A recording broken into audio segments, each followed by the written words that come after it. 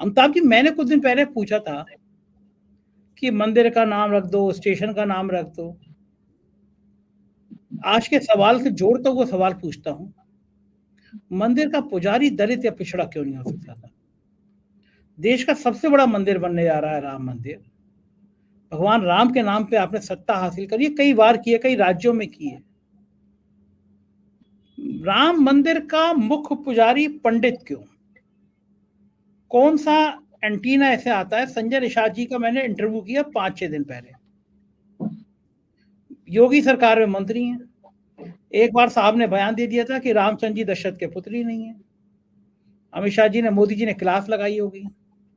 अब उसके बाद मुझसे पूछ रहे, मैंने उनसे सवाल किया कि आप पिछड़ों की राजनीति करते हैं, पिछड़ों के नेता हैं, तो यही सवाल मैंने उनसे किया। मैंने कहा कितना बढ़िया मैसेज जाएगा देश भर में, दलित चेतना के लिए इससे अच्छा मैसेज और क्या हो सकता है कि सबसे बड़ा मंदिर, देश का सबसे प्रतिष्ठित मंदिर, 500 साल का इतिहास समेटे हुए मंदिर, और उसका मुख्य पुजारी एक दलित हो। देश के सामाजिक वातावरण में इससे मजबूत करने वाली बात क्या हो सकती है? संजय निषाद जी जो पिछड़ों के नेता है वो कह रहे हैं कि नहीं नहीं, पंडितों की जीन अच्छी होती है, उनके जो जीन्स आ रही है ऊपर से वो अच्छी होती है।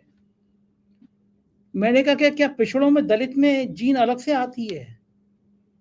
ये कौन सा समाज बना रहे हैं अमिताभ जी? और पहला सवाल कि क्या सरकारों का काम मंदिर बनाना होता है? दूसरा सवाल, पंडितों की जीन के ऊपर पिछड़ों के नेता बोल रहे हैं। क्या मोदी जी को भी लगता है कि दलित पुजारी अच्छा नहीं हो सकता? आपका क्या मानना है? बहुत धन्यवाद संजय जी। आपने जो सवाल पूछा, दोनों सवाल जाहिर है एकदम वाजिब सवाल हैं, और आज की हमारी जो इस समय की राजनीति है, देश में जो भी चल रहा है, उसमें दोनों सवाल बहुत मौजू हैं। अभी तक हमारे जितने भी वक्ताओं ने जो बातें कही हैं, वे सारी बातें अपनी जगह, आपके तमाम जो भी आपका सवाल है उसके जितने भी पहलू हैं उन सबको बहुत अच्छी तरह छूती हैं। आपने जब ये दलित पुजारी वाली बात कही, निस्संदेह ये एक बहुत बड़ा, एक बहुत अच्छा कदम हो सकता था, और ये मतलब अगर चुनावी राजनीति के लिहाज से भी देखा जाए तो ये शायद एक बहुत ऐसा क्रांतिकारी कदम होता है, या जिसको हम लोग मास्टर स्ट्रोक कहते हैं आजकल की भाषा में, तो ये मास्टर स्ट्रोक हो सकता था। लेकिन आप जब ये बात कह रहे थे तो मुझे अदम गुंडवी की एक गजल का एक शेर याद आ रहा था। उन्होंने गजल कही थी इसी तरह के मसले पर कि वेद में जिनका हवाला हाशिए पर भी नहीं, वेद में जिनका हवाला हाशिए पर भी नहीं, वे अभागे आस्था विश्वास लेकर क्या करें। लोक रंजन हो जहां शंभुक वध की आड़ में, उस व्यवस्था का घृणित इतिहास लेकर क्या करें। लेकिन अब दुर्भाग्य संजय जी ऐसा है कि आज की जो राजनीति है उसमें जिन लोगों के बारे में हम ये कह रहे हैं कि हाँ वे भागे आस्था विश्वास लेकर क्या करें, भारतीय जनता पार्टी की जो धर्म आधारित राजनीति है, अगेन धर्म आधारित राजनीति के नाम से मुझे लोहिया जी का वो मशहूर कथन याद आ जाता है, जिसमें उन्होंने कहा था कि राजनीति अल्पकालीन धर्म है और धर्म दीर्घकालीन राजनीति है। तो ये जो दीर्घकालीन राजनीति का सिलसिला भारतीय जनता पार्टी ने जिस जिस तरीके से, जिस खूंखार अंदाज में शुरू किया अपनी राम जन्मभूमि यात्रा से, और जिसका कल्मिनेशन हम देख रहे हैं अब आज की तारीख में राम मंदिर के उद्घाटन की जो पूरी राजनीति है, और जहां जिस तरीके से एक तरह से पूरा जय श्री राम का जो उद्घोष गूंज रहा है और जिस खूंखार तरीके से गूंज रहा है, यानी हम लोग अवध का रहने वाला हूं मैं, आप भी लखनऊ में बैठे हैं, और वहां हमने बचपन से बचपन से जय श्री राम देखा है, सुना है। लेकिन अब जिस तरह से जय श्री राम होता है वो एकदम बड़े चुनौती वाले अंदाज में, बहुत डराने वाले अंदाज में जय श्री राम किया जाता है, जो उद्घोष होता है। और राम, यहाँ पर किसी ने बहुत अच्छी बात कही कि उग्र राम की मूर्ति जो है वो लोगों के मानस में बिठाने की प्रयास की जा रही, जबकि राम जो है वो तो करुणा निधान वाली बात उनके चरित्र के साथ की जाती है। मर्यादा पुरुषोत्तम है, नैतिकता के जो उच्चतम मानदंड हो सकते हैं वो वहाँ भगवान राम का एक चरित्र हम लोगों ने बचपन से देखा सुना पढ़ा है, और हमें तमाम कथाओं के जरिए ये सारी बातें बताई जाती हैं। लेकिन आज जिस तरह की राजनीति हो रही है, निसंदेह वो एक ऐसी राजनीति है जो समाज को और देश को बहुत खतरनाक मुहाने पर ले आई है। बांटा जा रहा है, बांट दिया गया है। दरअसल आपने जो मूल सवाल पूछा था, उस सवाल का जवाब निश्चित रूप से यही हो सकता है कि हाँ, सरकार का काम मंदिर बनाना नहीं है, मस्जिद बनाना भी नहीं है। सरकार का काम गिरजाघर बनाना, मस्जिद बनाना या धार्मिक स्थल बनाना नहीं है।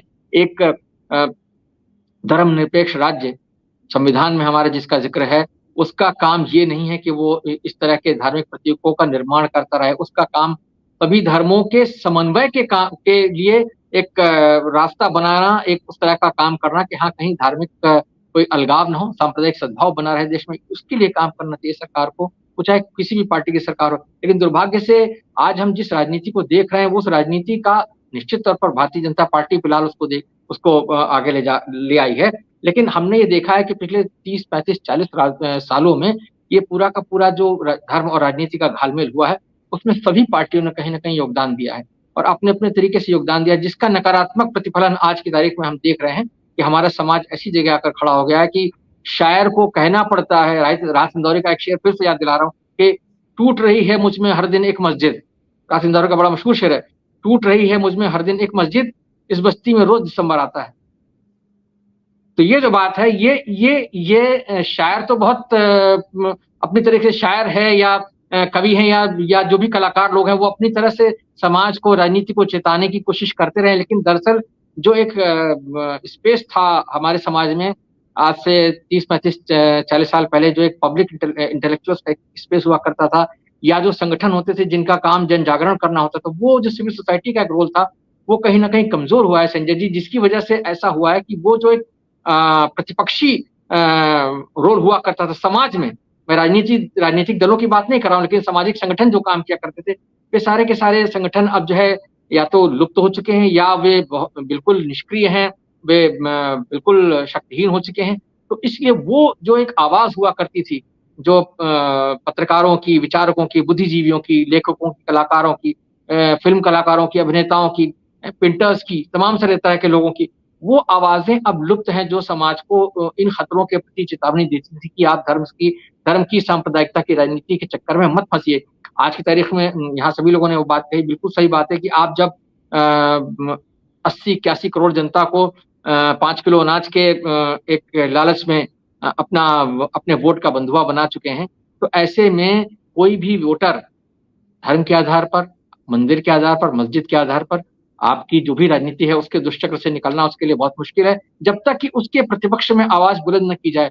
जो भी प्रतिपक्ष है इस समय, राजनीतिक प्रतिपक्ष हो या जो सामाजिक सांस्कृतिक स्पेस में जो लोग इस तरह की विचारधारा या इस तरह की राजनीति के खिलाफ सोचते हैं, जैसे आप इस समय चर्चा कर रहे हैं, जब तक वो लोग इस बात को पुरजोर तरीके से नहीं कहेंगे कि ये जो है ये कहीं ना कहीं हमारे समाज के लिए, हमारे देश के लिए दीर्घकालीन तौर पर बहुत नुकसानदेह है, क्योंकि हमारा समाज, हम जहां जा रहे हैं वो बहुत खतरनाक होने वाला है हम सब के लिए। वो जब तक इस बात को हम नहीं समझेंगे, तब तक जो है वो बहुत मुश्किल होगी। मैं फिर एक शेर से अपनी बात को खत्म करना चाहूंगा, जो अदम गोंडवी ने कहा था कि छेड़िए एक जंग मिलजुल कर गरीबी के खिलाफ।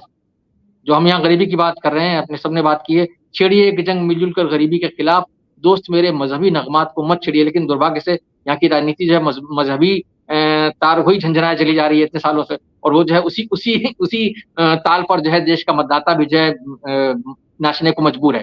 संजय जी।